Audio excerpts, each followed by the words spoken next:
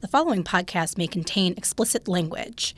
Also, there may be Walking Dead spoilers. Listener discretion is advised.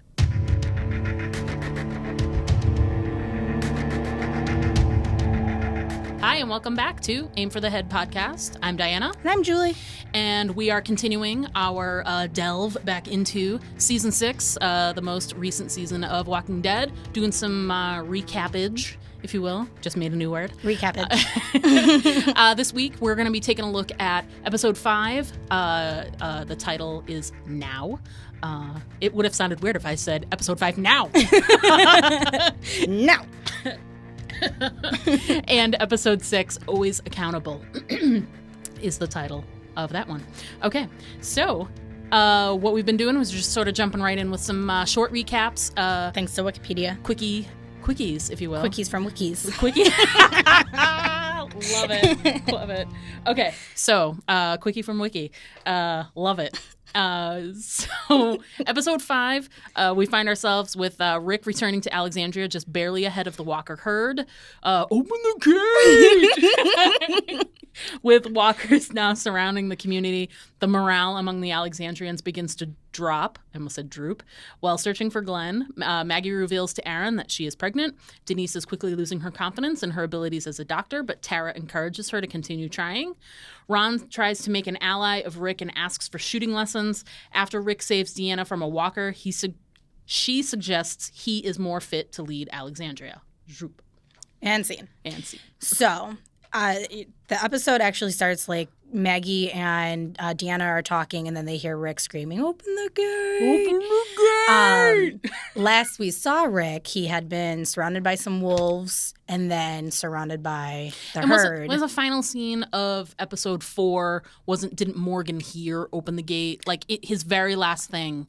Because I remember when I was talking about the whole thing where it's the only episode since whatever that only had one main character. Yeah, he was they made a note that he heard "Open the gate." Right. Very, very end. You don't see Rick. You don't see anything. You don't know who it is. All you hear is someone say "Open the gate." Right. And I remember that. And then the next episode starts out like you were saying. Right. Deanna and which is it's a Maggie. pretty powerful scene. I mean, Rick's always running, right?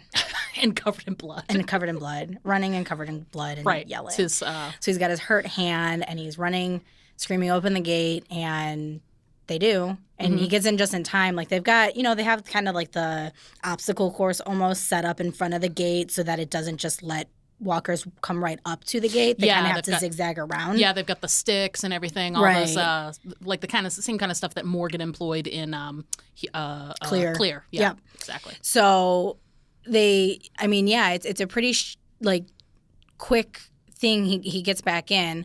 But before we go into anything else, we'll talk quickly just to stay on the Rick topic. Before this episode is over, Dianna realizes she is not fit to run Alexandria and hands the leadership over to him. Which is a big thing because I feel like after all of the situations where it's been Rick saying, if they're not strong enough, we'll just take it. We'll take it from them. Take it from them. Here he was in this moment of feeling actual, they survived the wolf attack. He was feeling, everybody was kind of down, but he was still kind of proud. He wasn't as proud as like he does later with some other stuff, but he was still feeling like a little bit, I don't want to say surprised, but he was a little bit surprised. There was a lot of people that did survive. They did fight really hard, a lot of them, out in the streets. They did fight off a lot of the wolves themselves. So I think there was still, even though they were sad, there was this sense of pride that maybe they can do some stuff. And I think he was feeling less like, I'm going to take it from them. And then here Deanna, gives it to him. And gives then on the leadership to him. Right. And then on the opposite side of it, Deanna is now feeling more comfortable with them. They're able to. There's some sirens going on outside. It distracted us. Sorry, we might have to pause. The popo is coming for us. On the other side of it, Deanna is feeling like these people are no longer threats, that they're actually it was a good choice to bring them in. They can help run this place, and Rick is a knowledgeable leader. And it's interesting, too, if you think about the episodes leading right up to this, Dianna was in such a funk after Reg was killed that she's been sort of like sleepwalking pretty much. I was going to say ghost walking. She was been sort of like sleepwalking through these episodes, just not there. She's, whatever you say, whatever, and just sort of going along with a lot of stuff. And it was just before the wolves attacked that Maggie had this whole scene, this really great scene where she was like, you need to do these things and the people need to see you doing them, sort of helping drag her back into the, shake her up a little. And you're the leader. Like, you need to lead. People need to see that you're okay. You don't have to be 100%, but people need to know that you're okay in a lot of ways. And I think the wolf attack sort of really shook her out of that. And then the post-wolf attack, she really had like a come to Jesus where she was like, I don't have the kind of strengths that are needed for a leader in reality, because prior to the walkers coming to the gates, she was strong enough for that reality, but their reality has changed, Exactly. So now the place is surrounded. Yeah. Because Rick brought a bunch of them back with him, unintentionally, of course. Yeah, I didn't mean to. It was just running as fast as he could. Exactly. So now, and he made sure to tell them, keep noise to a minimum, keep lights, out. And I think during that moment, Rick is probably the best suited to deal with a situation like this. Exactly, because they probably wouldn't have known what to do. They would have messed up somewhere along the line. If it wasn't for, what eventually happens later with the walls eventually being breached, I think, they would have been very strong and been rallied around Rick in a lot of ways, and it would have been interesting to see, but that didn't happen.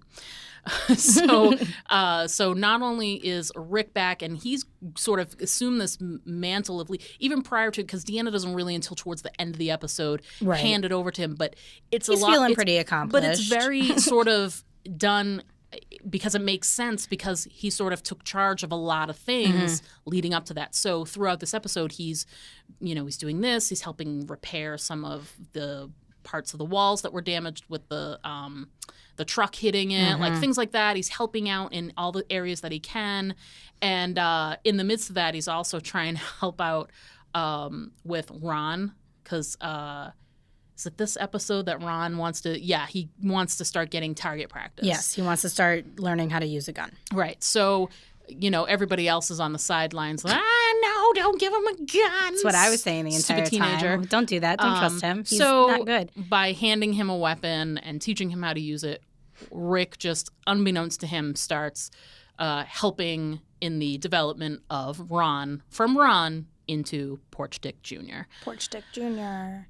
For the win. Yeah. So because he's eventually going to become just like his father. I mean, he's upset that his father's dead, but he's just going to become just like his father. He's going to have a ridiculously emotional moment. Well, and you start to see it right away because Rick gives him the gun and teaches him how to actually pull the trigger and aim at everything, but won't give him bullets yet. And there's reasons for that. They have walkers outside their walls. You can't be firing ammo right now. Exactly. You're just going to draw more of them. They're going to get more riled up and try pushing through those walls faster. Yeah. So there's this logical reason for not giving this kid bullets, and you can tell he's getting irritated that he can't shoot anything. Right. I think he actually even used, they might have talked about the noise factor, but I think he actually even said, oh, well, we need to, save them for, we need them for important things and so forth. Can't use them for target practice. Exactly. Right. So, and not only that, but Ron, obviously, he's got a lot of anger towards Rick because of and Carl. him, but he's got some side anger towards Carl. And Carl's assisting Rick with the target practice and the learning how to use the weapons. So it's just Carl's one of their best shots. Yeah, and it's so tense, those scenes, because you're like, they're just helping, but it's like Carl's doing things like, no, don't do those things. Do it like this. And you're like, oh my God, you're just teaching him how to shoot you. Oh, is it like this? Is it like this? Okay, let me point it at you. Okay. Right? Yeah, tell me about it. So then on the other side of things, we've got, Maggie wants to go out and try to find Glenn. He hasn't come back yet. They ended up putting like his name up on the wall of people who didn't survive, like a memorial, little memorial thing. And she's not gonna take that as an answer. She's gonna figure out what happened to him. Mm-hmm. Whether or not he's dead or alive, she needs to know. Yeah. So she gears up to go, and Aaron, on the other end, is feeling a tremendous amount of guilt. He tells Rick when he gets back that it was because of his bag and the pictures in it why the wolves found the safe zone. Yeah. And I'm pretty sure Rick even tells him, like, it's not your fault. And he's not taking that. He feels so guilty for it. Yeah, doesn't matter what people say. He's going to feel like it's his fault no matter what. So then Aaron tries to stop Maggie from going altogether and realizes pretty quickly that that's not going to happen. So then instead says, well, then I'm coming with you. Right. You can't go alone. Let me come with you. And he also knew a better way, He too. knew the sewer way. So they go together. They go through the sewers. They fight some pretty gnarly walkers. The guy's like, the head's just like, he was mush. Yeah. The whole thing was mush. They're trying to like kill him, but they can't even hold on to him. Yeah, there was like nothing there. It was like a skeleton with mud in it. They get to the very end of this sewer and they realize that that's right where the back end of this herd is, outside of Alexandria, and it's not safe. Yeah. They can't do it. I think even Maggie was going to, and then Aaron pretty much talked her out of it, and that's when she finally reveals that she's pregnant. Yeah, and I think she probably would have, but I think it really hit her. I think if they hadn't been attacked by the walkers inside the sewers, they might have attempted it. But because that happened and she saw, here's yet another instance where I'm looking for Glenn and I've got this person, because she had to go through this before when they were separated and were on their way to Terminus. She wanted to separate herself from Sasha and Bob. And she's like, you don't have to put yourself in harm's way. This is my journey. She couldn't make Aaron go away, but I think she had another moment where she's like, oh, God, here I am again, looking for Glenn. And it's my thing. Like, if I want to put myself at risk, it's me. But Aaron putting himself at risk is just, she couldn't handle that. And then on top of that, and then she thought about it and is like, well, it's not just Aaron. It's not just either. Aaron. It's my baby. Right.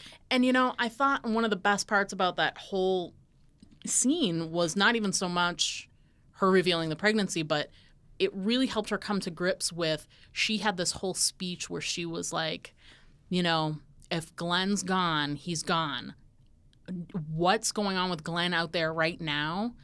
If he can find his way back, he'll find his way back. If he can't, he's already gone. And me leaving and putting myself and our baby at risk isn't going to change that. And she really sort of talked herself into it while she's there. She's like, I have to be okay with it. Erin and didn't she really do much of calming her down. She really did it all for herself, but it was still such a beautiful moment for Erin to be there and share that with her. And, and I think too, it helped get through his guilt. Yeah, I think so too. Of stuff. Yeah. And they just decided to go on back to Alexandria. Yeah. They weren't. Yeah, because the wolves had nothing to do with what's going on with Glenn. So I didn't think he felt guilty about that. Right. But he just feels guilty about this other thing. And I think if Maggie's able to let go of, whatever's going to happen with Glenn is going to happen, and there's nothing I can do to change that now, I think it really helped showcase for Aaron, okay, I can't.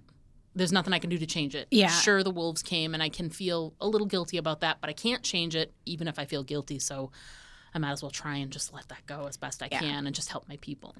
Yeah, it was a really beautiful scene. To me, it wasn't a surprise at all that Maggie was pregnant. No, I've not been at all. waiting for this since the prison. I knew it was going to happen sooner or later. Yeah. But and this episode in total was a very interesting episode. You and I were kind of talking about it earlier, about it not so much being a filler episode, but it was a very much like, let's kind of get other people up to speed episode, because they had been bouncing around so much. And this is all supposed to be happening in like a 24-hour period for the most part. Right. And we don't have it up on our board, but real quick, the real sweet moment between Tara and Denise. How Denise was wavering on her confidence. She doesn't know how to do what she's doing, and Tara has all this faith in her, and it helped her, and she just walks in there and gives her a kiss. It was Yeah, adorable. Yeah, it was adorable. And then Yeah. Rick and Jesse. Yeah, exactly. Yeah, there was. Yeah, we were making the point that it's like they literally tried to like, okay, we've been away from Alexandria. There's been these like big, huge things, but now that the wolves are gone and we can sort of catch our breath for a day or so, or like 24 hours, it's like, so what's going on in Denise's world? What's going on in Tara's world? What's going on in this person's world? What's going on in that? It like literally touched on every single person except Daryl, Sasha, and Abraham because they were gone. And, Glenn because he was, Is this the episode 2 where Spencer gets drunk? Yes, it's that because that's the whole scene where Rick saves her from the walker because she's outside bringing all that food back to the food bank. Right. Area. Yeah. And this is the episode 2 where Jesse goes to check on was it David's wife who had killed herself? Yeah. And she had to defend herself Yeah, and pretty much tell the kids like, you may not like this world, but we're living in it. Yeah, so. it was like everybody had like a. Everyone had a little moment. Every single character had a 10-minute moment. Yeah. So you're like, okay, moving on. Yeah. Okay, moving on. And again, it wasn't like boring, but it was No. like after, attacks and stuff like that. And we get it. There's lots of times where there's a slow episode, but there's a difference between a slow episode that's really building. People didn't like the Eastman episode. A lot of that had to do with the Glenn moment, and we had our whole thing where we're like, if people are gonna fucking hate us, we're gonna put it here. So, but that was a slower pace, but there was so much because it was centering on one person. So sometimes there's slower episodes that either center on one or maybe just 2 or 3 people. Right. This literally was like everyone in got a Alexandria minute, had like a 5-minute scene. Yeah. So it's like, seriously, like how many people can we touch on? Oh, David's dead wife. Great. Like we literally hit everybody. And we're like, okay, are we done? And 60 minutes and we're done. So yeah, that was interesting. Yeah. So. But I mean, in all, it wasn't a bad episode. I think the majority of people are like, Glenn. Yeah, Glenn. More people are still, and this was the last episode. The first one was Thank You. Yeah. So starting with Here's Not Here, the previous episode, and then continuing with this one, they had taken Stephen Yeun out of the credits. So people are like, what's going on? Oh my God. Where is he? Yeah. We need to know. And next episode was Always Accountable. Yeah, so Always Accountable. Just a little brief recap on there. While they were helping lead the Walker herd away from Alexandria, Daryl ends up getting separated from Sasha and Abraham, and they're ambushed by this group of strangers. Daryl's captured by a trio of survivors that he suspects were one of the assailants. Abraham and Sasha wait for Daryl in a nearby town. Abraham learns to curb his reckless behavior. Daryl tries to recruit his captors, but they end up stealing his crossbow and motorcycle before fleeing. Abraham and Sasha end up reuniting with Daryl. They begin to head back to Alexandria in a fuel truck that Daryl had actually previously just found. So, yeah. So by the time we get to this episode, although everyone was still very like, Glenn, we were also wondering where is our other guy? Yeah. Like, where's Sasha, Abraham, and Daryl? If Daryl dies, we riot. Exactly. So and to open up on like they got far enough away, they're gonna turn around. Exactly. Like, things were looking. They accomplished their goal, and then they're attacked, and you're like, who the fuck is attacking them? What is going on? Yeah, they were like riding through like some random little village town area, and then like all of a sudden someone opens fire on them. I thought maybe it was some more wolves at first. Yeah. And then because I remember seeing the previews for this episode of Daryl being like hurt and like hiding his bike, and I'm like, what happened to Daryl? Not him too. Yeah, there were a lot of emotional roller coasters during this time period. We're like, we don't know what's wrong with Glenn. Now what are you doing to Daryl? So Daryl meets Dwight.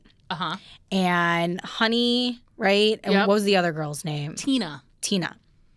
And they pretty much like, so the 2 girls come up to him and they're like pretending they're lost or whatever, and then Dwight comes out of nowhere and knocks him out. Yep. And he kind of listens in on the conversation in and out as he's, Yeah, he was sort of in and out of consciousness, so he's like able to listen to their And then story. they just kind of start stringing him along. We find out really quickly that they are running from someone and looking for something called Patty. Yep. You think off the bat it's a girl. Yeah. And that's what they're looking for. And Daryl is doing his thing. He's being quiet. Daryl's really good, and you and I kind of talked about this earlier. He's really good at just staying quiet and letting people just talk and almost dig their own grave. Yeah. If that's what they're digging. He's a hunter, so I think he uses that like he's a tracker. Right. So he's like using that mentality of the guy who's fine sitting in a tree for 8 hours waiting for one deer to come by. Right. So he's patient when it comes to very that. patient. Because he knows I can't do anything about this situation. I might as well just listen and learn. Right. You know? And he does. We learn a lot about their situation. And then, and two, mention real quick, for any comic book readers out there, I thought it was very interesting that we got to see Dwight before his face was burned. Yeah. And also, Daryl isn't around in the comics. So by the time Dwight takes the crossbow, you're kind of like, oh, yeah, I see what you did there. Yeah, exactly. And then Dianna and I were kind of talking earlier, like, so did Dwight go back to Negan thinking like, here, I brought you these things and I have a little bit of knowledge maybe about these other people. Please don't kill me. Yeah. Or did Negan capture him again and then punish him by burning him? Because in the book, I believe he gets burned because he was sleeping with one of Negan's wives. And I did use air quotes for you people. Wives. Radio air quotes. Yeah, and we did discuss too, like, at this point, we know that Dwight and his lady friends are running from someone group. Yeah. And they use the words like, I'm tired of kneeling. Yeah. Yep. And so, you know, and a lot of people were like, ooh, saviors. But it's not confirmed that Negan's group is the group that they're running from. This episode was not it's not clear at here. all. It becomes clear later when Dwight shows back up again who he's with. Well, and they didn't use. Did they actually use his name as Dwight in the show? I thought they kept calling him D. Didn't they keep calling him D? I don't know. Because I kind of remember when I was watching this show being like, is that Dwight from Negan's crew from the comic? It might have maybe in the beginning. Because remember when while they're sort of running away from this group and Daryl's still with them, there's a group that actually makes it all the way into the woods and is nearby them and they can hear walkie-talkie conversation. Right. And they might have called out D at some point because they never really used the name Dwight, I don't think. I didn't think so either. Or maybe that's when they finally used the word Dwight. Yeah. Maybe the girls kept calling him D. I can't remember. I have to watch the episode again. But anyways, so then he ends up stealing this like the bag that they had. Yep. Makes it away from them. Encounters a walker, and I really thought he was done for. I'm like, he got his crossbow loaded, out of the bag and loaded just in time. And then he opens the bag and sees that there's a bunch of insulin in there and realizes that the one girl is diabetic and she's going to die. Right. So Daryl does the good-hearted thing, why everyone loves him, and brings it back to them. And then they're kind of in agreement with each other. They're walking along a bit.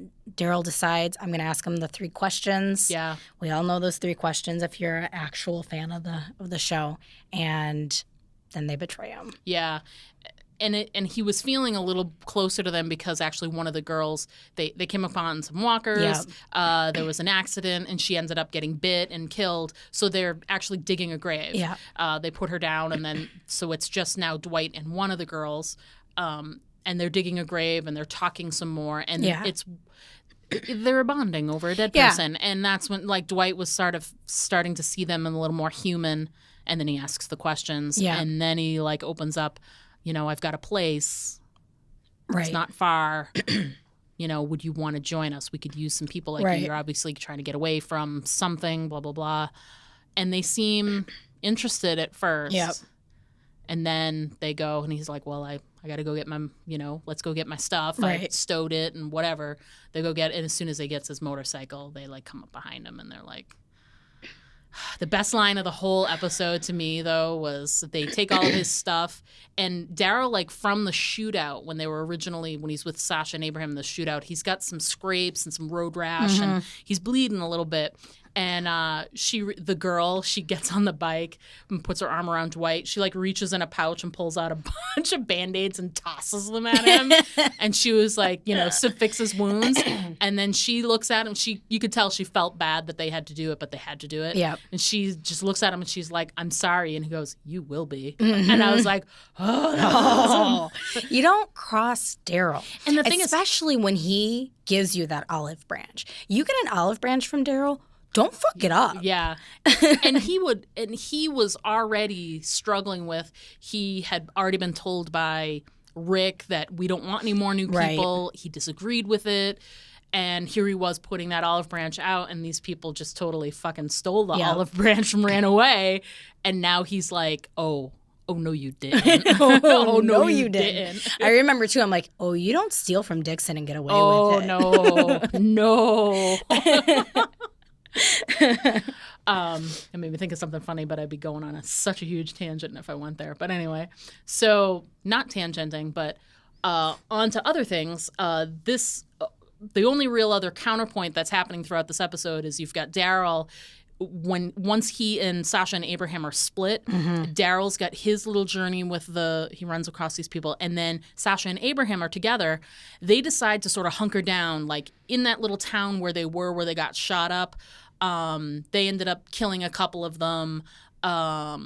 And Abraham wanted to do more, and Sasha's like, do you want to draw them in? Right. And well, not why just be that, stupid? Do you want to draw in live people who are going to see these dead walkers along this trail? It's like leaving breadcrumbs. Exactly. Leave them alone.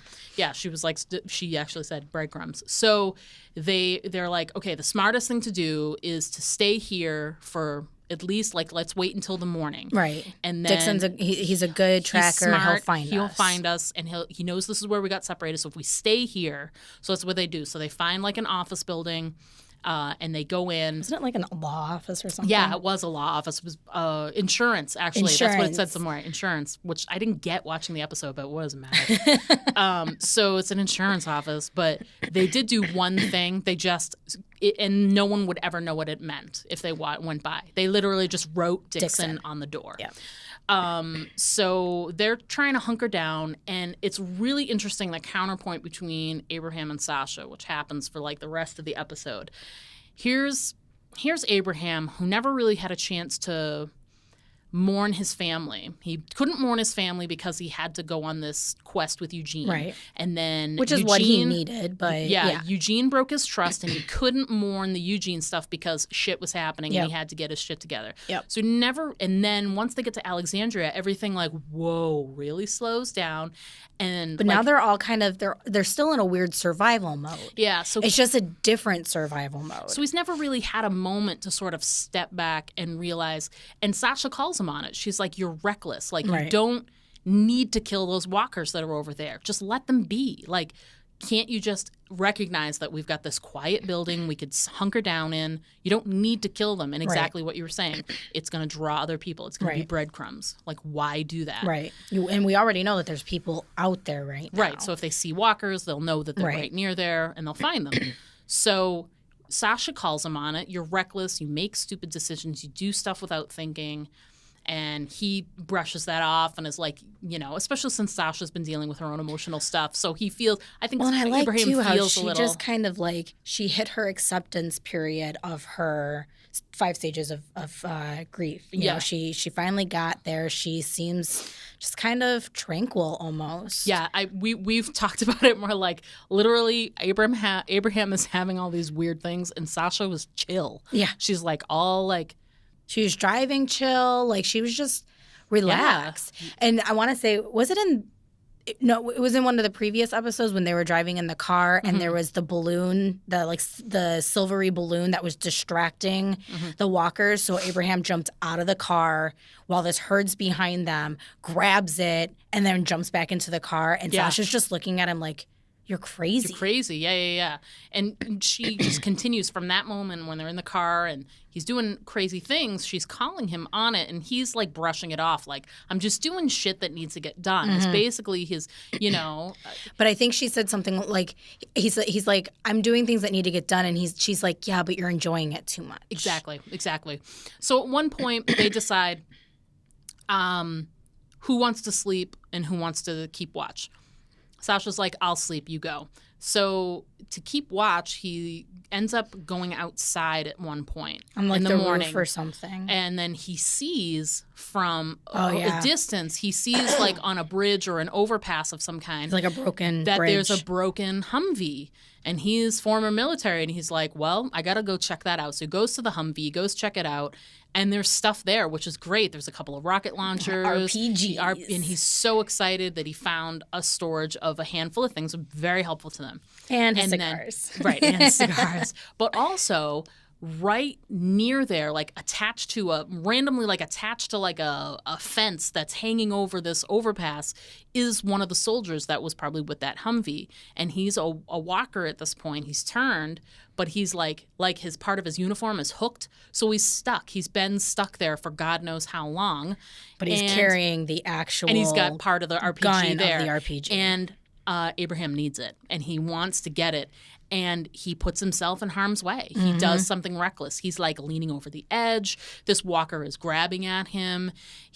And you can tell too, he's having like one of those like, it's like a red rage moment where he's like, I will not be stopped. I'm focused. I'm going to get this thing, and I don't ends care. Up like screaming in the walker's face out of frustration. This real primal moment that he has. It was actually like a really amazing scene. Just him in general and how he was acting. It was very cool. And when all was said and done, he really had kind of like, I wrote it down as like an awakening, but it really was. He really had a realization that he was being reckless. And it wasn't until that happened that he felt like, oh, she might be right. Right. So he goes back, they have a conversation, and he really was like, I like how you call me on my shit.